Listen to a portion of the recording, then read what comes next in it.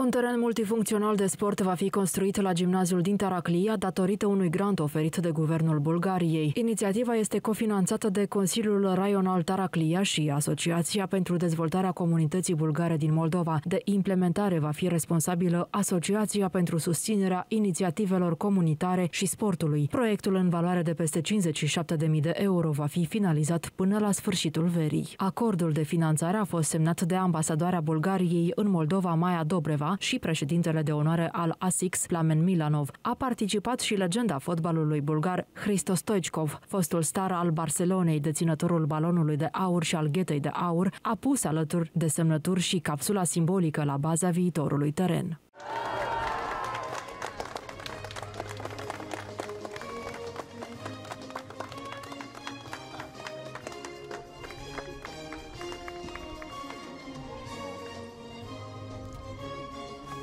Acesta este al treilea proiect de infrastructură sportivă destinat copiilor, realizat în mandatul амбасадорei Maia Dobreva. Това е поредната инициатива на българското правителство за общността ни в Молдова в сферата на спорта след изграждането на футболните терени в Тараклия и в Приднестровието през 23 и 24 година. Благодарим на всички, които подкрепиха този проект, а именно Районния съвет на Тараклия и Асоциацията за развитие на българската общност в Молдова. И без вас той нямаше да бъде възможен. Нека този строеж да бъде началото на много победи за децата, както на терена, така и в живота. Това искам да благодаря на цялата наша общност в Тараклия. Виждате колко неща се правят за вас. Виждате колко нови площадки се правят във всяко училище. Искам да благодаря специално на нашия посланник, който макар и от 2 години в Молдова подпомага с нейните знания, с нейните контакти, които има да привлече хора. Искам да благодаря на Пламен също за това, което Пламен, благодарите това, което правиш. Искам да благодаря специално на президента на Молдовската федерация, един уникален човек, защото това е важно. Важно до там вие да бъдете на спортната площадка. Președintele de onoare al ASICS a dat asigurări că terenul de sport va fi inaugurat la începutul lunii septembrie. Мы открываем новый проект, связан со строительством мультифункциональной площадки, который финансируется от нескольких организаций. В первую очередь, конечно, это правительство Республики Болгарии по программе развития для Болгарии.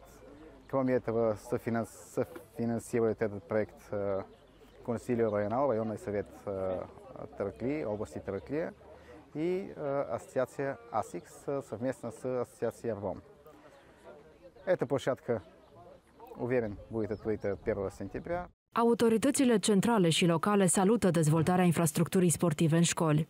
Изразявам искренната си благодарност и признателност за вашата отзывчивост при концепцията и реализацията на този проект, както и за развитието на спорта в район Тараклия, център на българите в Молдова. С нашей стороны, как центральное управление, которое отвечает за развитие спорта, у вас есть наша поддержка.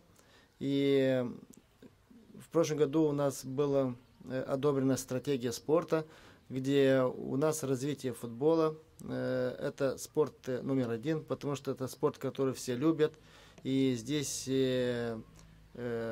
самый популярный вид спорта в республике. И мы надеемся, что вот такие проекты, как вот этот, у нас умножатся, спортивные стадионы в республике, и у детей будет место, где играть в футбол, а в будущее это селекция для великих чемпионов. Cei mai entuziasmați au fost elevii. Эта площадка нам нужна для того, чтобы мы развивали здесь наш спорт, волейбол, баскетбол, футбол. Такой человек, как Христо Стоичков, такие должны приезжать, чтобы поддерживать футбол. Я хочу, чтобы эта площадка была построена намного быстрее. Я хочу стать как Христо Стоичков. Для этого я занимаюсь уже футболом 8 лет. Я каждый день тренируюсь, чтобы достичь такого же успеха, как Христо Стоичков. La final, Hristo Stoichkov a oferit autografe copiilor, dar și adulților.